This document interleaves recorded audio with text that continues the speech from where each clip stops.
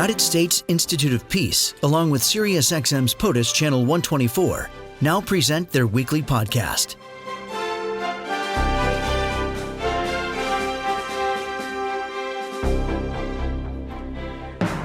Pleased to reconnect with Dean Cheng, who we met back at Stanford University as a Hoover Fellow a couple of years ago, and you've been doing some great work. Thanks as always for being with us. Thank you for having me. I want to talk about your book, first and foremost, China and the New Moon Race. What's it all about?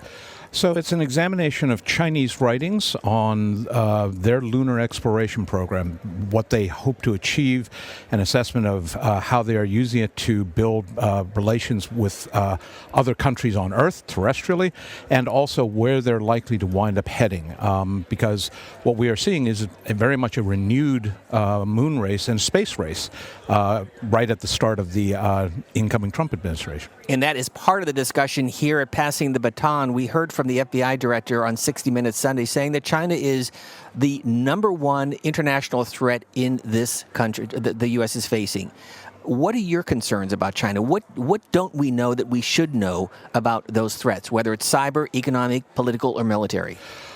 What we don't have enough of, first off, is language capability. The Chinese publish an enormous amount of material, but not surprisingly, it's all in Chinese. And they view that actually as their first line of defense. So if we want to learn more about their economic plans, their security plans, their lunar plans, we need to be able to read what they are saying. Second of all, we need to understand just how pervasive they've been.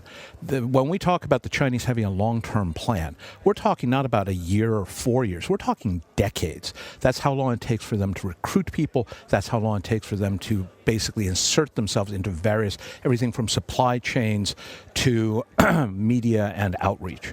So understanding that mindset is enormously important if we're going to try and counter them. And to your point, and we've heard that so often, that the Chinese have a 50 and 100-year plan. We cannot even pass a budget yearly. So how do we change our thinking in the U.S.? How does official Washington change its thinking in terms of dealing with China? We need to take it seriously. We need to recognize that, yes, we won the Cold War, but that doesn't mean we're going to win all of the other conflicts. Certainly, we were more concentrated, we were more focused.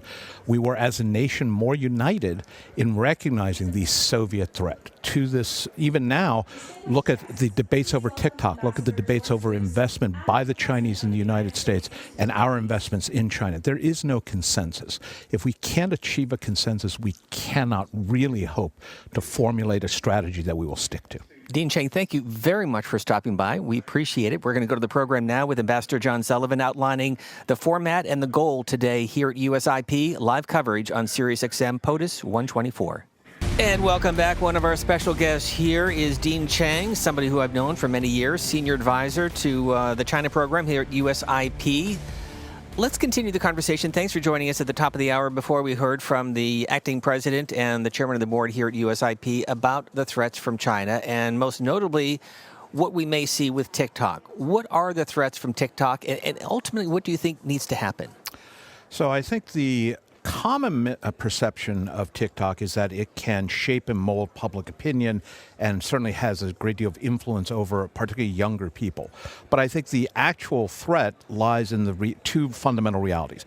The data is often stored in China, user data and other associated information, and we know from TikTok's own people that the Chinese have been able to access that data.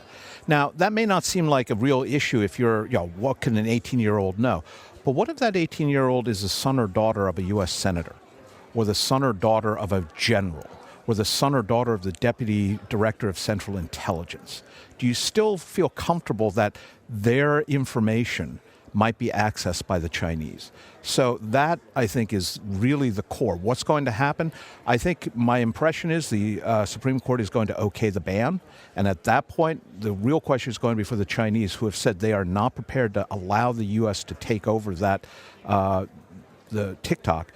What will they do? Will they simply shut it down? Will they basically only sell a piece of it to outside investors? It's not clear what the Chinese will do. So what do you tell 14, 15, 16-year-old kids who rely on TikTok? And for them, it's a very different story than somebody like you or me. That's a tough one because it's also trying to explain to them why this really cool idea like eating detergent pods is a bad idea. 14-year-olds will do dumb things. I was a 14-year-old once. Lord knows I did some dumb things. The issue is trying to explain to them that the things that you may or may not care about right now can and will come back to bite you. Maybe 5 years, maybe 10 years from now. And how to explain that to them, that's partly parenting. That's partly better messaging from adults. I think it may come down to, however, finding an example or two that really resonates. How you do that, I'm not sure. We're going to spend a lot more time to talk about your book, but as you researched the threats we're facing from China, and I think it's obvious that China is stealing U.S. technology and information, how widespread is it? I think that when we consider that there were indications that Chinese hackers went after Coca-Cola, government hackers, not private hackers, that the Chinese have run rampant through European information systems. The German Chancellor's office under Angela Merkel complained about the Chinese in their systems. This is pervasive. This is not just about the United States. It's about military secrets. It's about government secrets, but it's also about commercial and corporate secrets. Because from the Chinese perspective, it's all about information. What little label you put on it matters less than what can I find out about your business, about your military, about your technology that I can exploit. As you know, yesterday, President Joe Biden was just a few yards away at the State Department talking about his legacy. He talked about his close working relationship with Xi Jinping. They've known each other for many, many years as a senator, as vice president, as president. What's your advice to Donald Trump in dealing with Xi Jinping, and how can Americans best understand who he is as the Chinese leader? Xi Jinping is the most powerful leader China has seen since Deng Xiaoping. Really? He has concentrated more power into himself. He has reversed term limits in China. They had them for a little while. He has stacked the ruling leadership as a result, as he enters into his third term, with entirely his own people. And he has a vision. He has what's called the China Dream.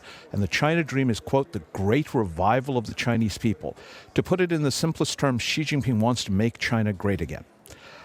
But it is to create a China that dominates the Western Pacific and all of Asia. It is a China that is going to challenge our fundamental alliance relationships, not just with Japan and South Korea, but also with Europe, where not through military means, but through economic, political, and technology means. And that is the challenge that faces Donald Trump.